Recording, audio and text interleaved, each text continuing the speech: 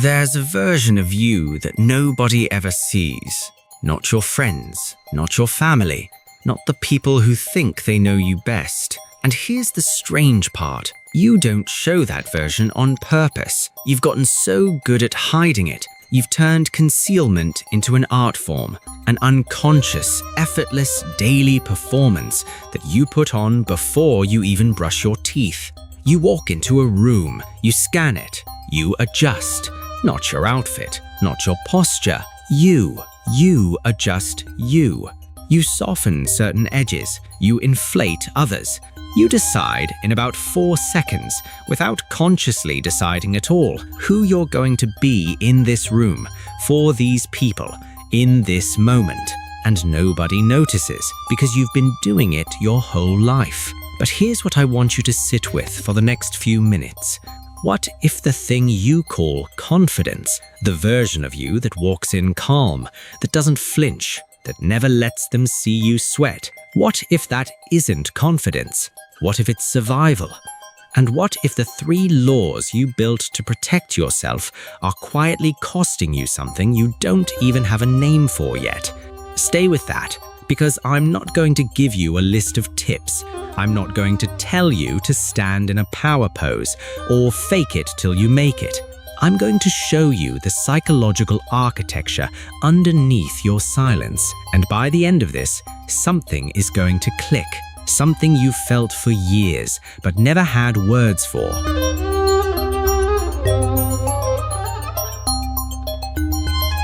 Let's start with what's actually happening in your brain.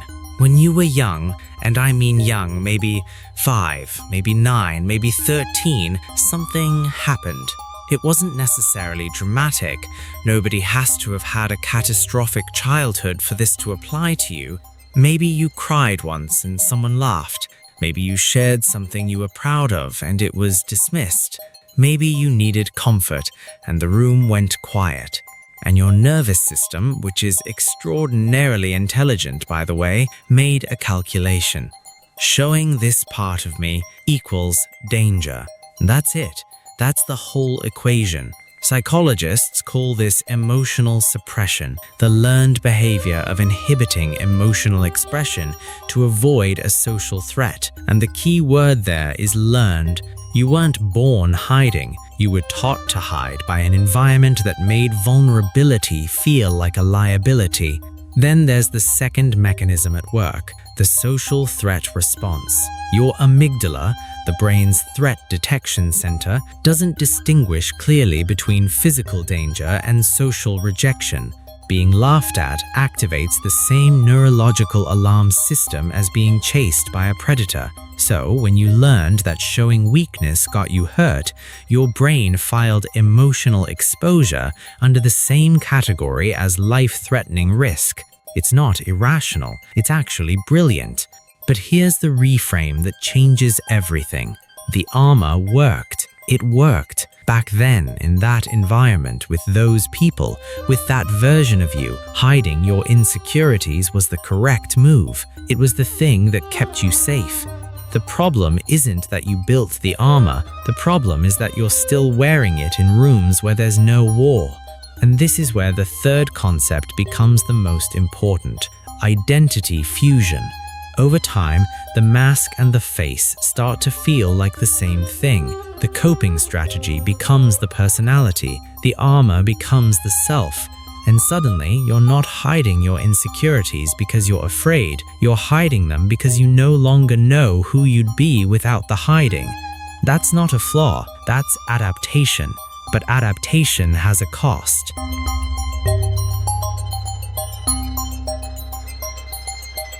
Here's what it actually costs you.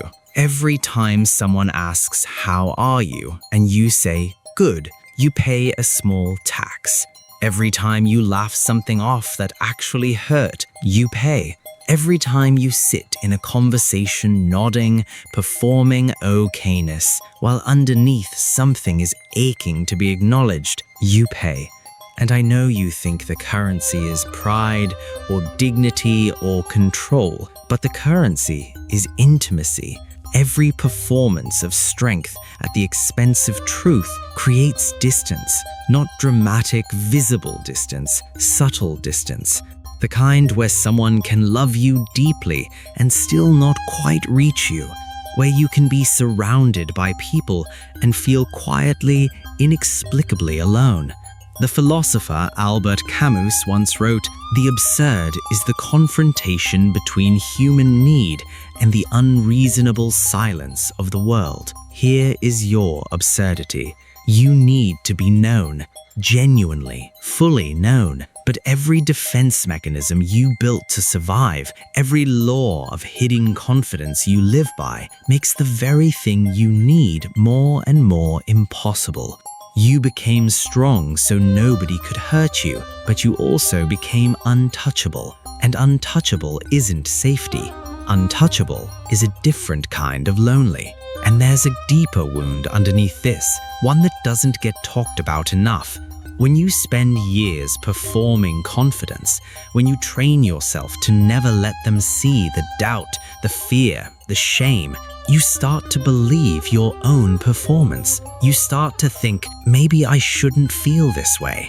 Maybe something is wrong with me for struggling. Maybe the version of me that doubts and fears and aches is the one that needs to stay hidden, not just from them, from me. That's when hidden confidence stops being a strategy and starts being a prison. Let me show you how this lives in your actual life, right now, today. You might find yourself downplaying your achievements before anyone can question them, beating the criticism to the punch. You became someone who deflects compliments, not out of humility, out of discomfort with being truly seen. You might hold back your real opinion in conversations, not because you don't have one, but because the cost of being disagreed with feels higher than the cost of disappearing. You became someone who over-explains, over-qualifies, adds disclaimers to your own ideas, just in case. You might ghost situations that feel emotionally risky, not because you don't care, because you care so much that the potential rejection is unbearable. You became someone who exits before they can be exited. You might perform busyness as armor, staying productive, staying occupied, staying functional, because stopping means feeling, and feeling means confronting the parts of yourself you've been paying not to exist. You became someone who confused motion with healing, and here is perhaps the most uncomfortable one. You might find yourself drawn to people who need fixing or who need you because a relationship built on usefulness feels safer than one built on mutual exposure. You know how to be needed, you've never quite learned how to be known. None of these are character flaws. Every single one of them is a logical, intelligent response to an environment that once made vulnerability dangerous. You didn't break, you adapted. But adaptation without awareness becomes a cage.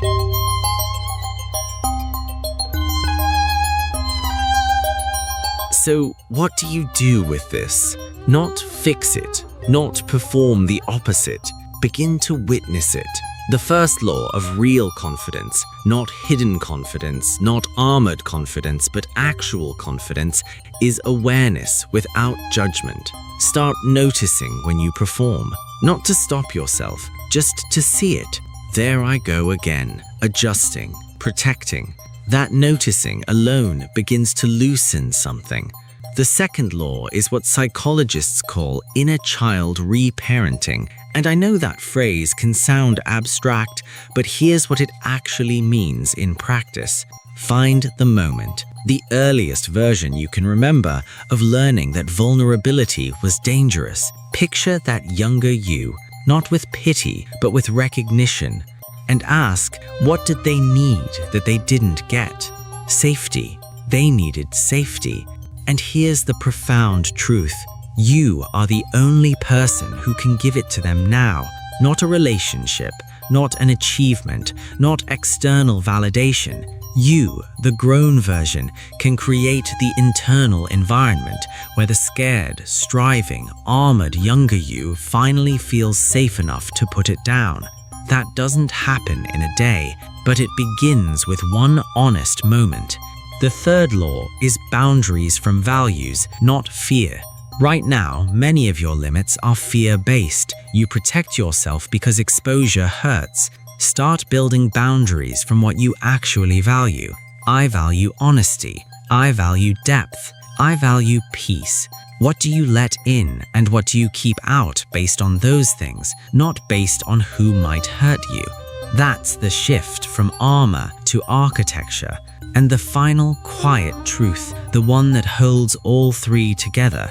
Vulnerability is not weakness. It is the most accurate measure of courage. Brené Brown. The 3 laws of hidden confidence kept you alive, but they were never meant to be the final destination. You have spent years becoming someone nobody can touch. Now I'm asking you to consider what it would mean to become someone real people can reach. Not everyone, not all at once, just someone you no longer have to hide from. The most dangerous thing you ever did wasn't showing your insecurities. It was convincing yourself they made you less. They don't. They make you human. And human, fully, messily, honestly human, is the most magnetic thing in the world. You've been performing strength for so long. It might be time to try something harder, being known. If someone in your life carries this quietly, if you recognize their silence in these words, send this to them, not to fix them, just so they know someone finally said it out loud.